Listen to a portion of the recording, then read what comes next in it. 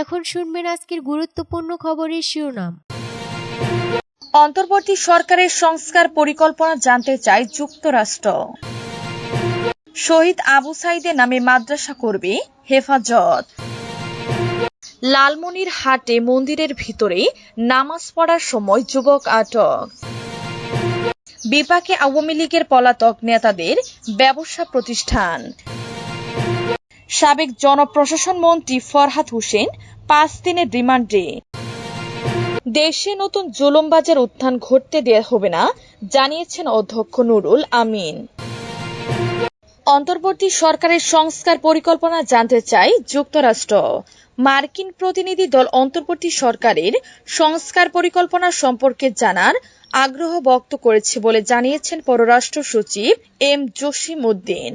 রোববার 15 সেপ্টেম্বর দুপুরে রাষ্ট্রীয় অতিথি ভবন পদ্মায় মার্কিন প্রতিনিধি দলের সঙ্গে বৈঠক শেষে তিনি এ কথা জানান। তিনি বলেন, যুক্তরাষ্ট্রের অর্থ দপ্তরের সহকারী আন্ডার সেক্রেটারি ব্র্যান্ড নেইম্যানের নেতৃত্বে উচ্চ পর্যায়ের একটি প্রতিনিধি দল বাংলাদেশ সফর করেছে। কিছুক্ষণ আগে তাদের সাথে বৈঠক করেছে। বৈঠকে অর্থনৈতিক সম্পর্ক বিভাগের সচিব, রাজস্ব বোর্ডের চেয়ারম্যান, বাণিজ্য সচিব, শ্রম ও কর্মসংস্থান মন্ত্রণালয়ের সচিব, স্বরাষ্ট্র মন্ত্রণালয় এবং বাংলাদেশ ব্যাংকের প্রতিনিধিরা উপস্থিত ছিলেন। বৈঠকে দুই দেশের স্বার্থ সংশ্লিষ্ট বিষয় নিয়ে কথাবার্তা বলেছি। ছাত্র জনতার চরম আত্মত্যাগের মধ্যে দিয়ে অর্জিত নতুন বাংলাদেশে সূচিত বৈপ্লবিক পরিবর্তনের প্রেক্ষাপটে সরকার এরই মধ্যে যেসব পদক্ষেপ নিয়েছে সেসব পদক্ষেপ সম্পর্কে আমরা প্রতিনিধি দলকে অবহিত করেছি।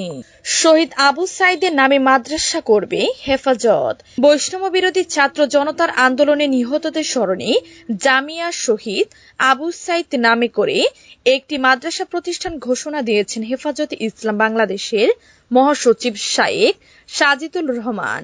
এই মাদ্রাসাটি আন্দোলনে নিহত আবু সাইদের গ্রামের বাড়ি রংপুরের পীরগঞ্জে তার কবরের পাশে প্রতিষ্ঠা করা হবে। শনিবার দুপুরে রংপুর পাবলিক লাইব্রেরি চত্বরে আয়োজিত রংপুর বিভাগীয় গণসমাবেশে প্রধান অতিথির বক্তব্যে এ ঘোষণা দেন। হেফাজতের মহাসচিব শায়েখ সাজিদুর রহমান বলেন, জালেম শাসক গোষ্ঠী থেকে স্বাধীনতা অর্জনে উলামায়ে কেরামের সবচেয়ে বেশি অবদান রয়েছে।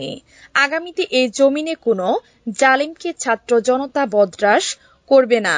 তিনি আরো বলেন, সংবিধান সংশোধন করে সর্বশক্তিমান আল্লাহর প্রতি আস্থা ও বিশ্বাস প্রতিস্থাপন করতে হবে। আগামী শিক্ষা বর্ষ শুরুর আগে জাতীয় শিক্ষা কারিকুলাম থেকে ইসলামের সঙ্গে সাংঘর্ষিক সব বিষয় বাদ দিয়ে নতুন পাঠ্যপুস্তক তৈরি করতে হবে। 2013 সাল থেকে আদ্যবধি হেফাজতের নামে দায়েরকৃত সব মিথ্যা মামলা অবিলম্বে প্রত্যাহার করতে হবে। লালমনিরহাটে মন্দিরের ভিতরে নামাজ পড়ার সময় যুবক আটক। লালমনিরহাট প্রতিনিধি। লালমনিরহাটে মন্দিরে ঢুকে বিশৃঙ্খলা করে টুপি মাথায় দিয়ে নামাজ পড়ার সময় স্থানীয়রা রিপন ইসলাম 35 নামে এক যুবককে হাতে নাতে আটক করেছেন। শনিবার 14 সেপ্টেম্বর দুপুরে লালমনিরহাট পৌরসভার কার্জিটারি গ্রামের শ্রী শ্রী দুর্গা ও কালী মন্দিরে এ ঘটনা ঘটে। আটক যুবককে পুলিশের কাছে সুপর্দ করেছেন স্থানীয়রা। আটক যুবক রিপন ইসলাম একজন ব্যাটারি চালিত রিকশা চালক। তার বাড়ি লালমনিরহাটের আদিতমারি উপজেলার সাপটিবাড়ি গ্রামে। কার্জিটারি দুর্গা ও কালী মন্দিরের সভাপতি সুবোধচন্দ্র জানান, শনিবার দুপুরে সকলের অজান্তে রিপন ইসলাম নামে ওই যুবক মন্দিরের ভিতরে প্রবেশ করে বিশৃঙ্খলা সৃষ্টির অপচেষ্টা করেছিলেন। এই সময় সে মন্দিরের ভিতরে টুপি মাথায় দিয়ে নামাজ পড়ার ভঙ্গিমা করেছিল। তবে স্থানীয় লোকজন অজ্ঞাত ওই যুবককে মন্দিরের ভিতরে দেখে তাকে জিজ্ঞাসাবাদ করা হলে সে তার নাম, তার ঠিকানা ছাড়া আর কিছুই বলতে পারবেন না। পরে ওই যুবককে পুলিশের কাছে সুপর্দ করা হয়। প্রাথমিকভাবে ধারণা করা হচ্ছে সেই মন্দিরের ভিতরে মূর্তির ক্ষতি করতে মন্দিরে ঢুকেছিলেন। বিপাকে আওয়ামী লীগের পলাতক নেতাদের ব্যবসা প্রতিষ্ঠান। দেশের ব্যক্তি ও প্রাতিষ্ঠানিক খাতের নানা ব্যবসায় সরাসরি সম্পর্কিত ছিলেন আওয়ামী লীগের সংশ্লিষ্টরা। ছাত্র জনতার অভ্যুত্থানের মধ্যে দিয়ে গত 5 আগস্ট আওয়ামী লীগ সরকারের পতনের পর চরম সংকটে পড়েছেন দলটির সঙ্গে সংশ্লিষ্ট বিভিন্ন পর্যায়ের ব্যবসায়ীরা। জুলাই আগস্টের আন্দোলনের তীব্রতা ও সরকার পতনের আভাস পেয়ে অনেকে আগেই দেশ ছাড়েন, আবার কেউ কেউ আওয়ামী লীগের পতনের পর পালিয়ে যান। আবার আওয়ামী লীগের শীর্ষ পর্যায়ের যেসব নেতা দেশ ছাড়তে পারেননি তারা আত্মগোপনে রয়েছেন, ফলে আওয়ামী লীগ নেতাদের মালিকানাধীন ব্যবসা প্রতিষ্ঠানগুলোর কার্যক্রম এখন চরম অনিশ্চয়তার মধ্যে পড়ে গেছে। সূত্র বণিক বার্তা। সংশ্লিষ্টদের সঙ্গে কথা বলে জানা গেছে, আওয়ামী লীগ সরকার পতনের ফলে সবচেয়ে বেশি বিপাকে পড়েছেন দলটির সঙ্গে সংশ্লিষ্ট ব্যবসায়ী প্রতিষ্ঠানগুলো। অনেক প্রতিষ্ঠানে হামলা ও ব্যাপক লুটপাটের ঘটনা ঘটেছে, এমনকি কোনোটি বন্ধ হয়ে গেছে। কর্মহীন হয়ে পড়েছেন এসব প্রতিষ্ঠানে কর্মরত বহু শ্রমিক। আবার এসব প্রতিষ্ঠানের নামে বিভিন্ন ব্যাংক থেকে ঋণ নেওয়া হয়েছে। ব্যবসায়িক কার্যক্রম ব্যাহত হলে ঋণ পরিশোধে নেতিবাচক প্রভাব পড়বে, আর এসবের সামগ্রিক প্রভাব পড়বে দেশের অর্থনীতিতে। সাবেক জনপ্রশাসন মন্ত্রী ফরহাদ হোসেন 5 দিনের রিমান্ডে। রাজধানীর আদাবর থানায় গার্মেন্টস কর্মী রুবেল হত্যা মামলায় সাবেক জনপ্রশাসন মন্ত্রী ফরহাদ হোসেনের 5 দিনের রিমান্ড মঞ্জুর করেছেন আদালত। রোববার 15 সেপ্টেম্বর তাকে ঢাকার চিফ মেট্রোপলিটন ম্যাজিস্ট্রেট আদালতে হাজির করে পুলিশ। এরপর মামলার তদন্ত কর্মকর্তা ও আদাবর থানার পরিদর্শক আব্দুল মালিক মামলার সুষ্ঠু তদন্তের জন্য তাকে 7 দিনের রিমান্ডে নিতে আবেদন করেন। শুনানি শেষে ঢাকার অতিরিক্ত মেট্রোপলিটন ম্যাজিস্ট্রেট সানাউল্লাহ তার 5 দিনের রিমান্ড মঞ্জুর করেন। এর আগে শনিবার 14 সেপ্টেম্বর দিবাগত রাতে রাজধানীর স্কাউটন এলাকায় থেকে ফরহাদ হোসেনকে গ্রেফতার করে র্যাব।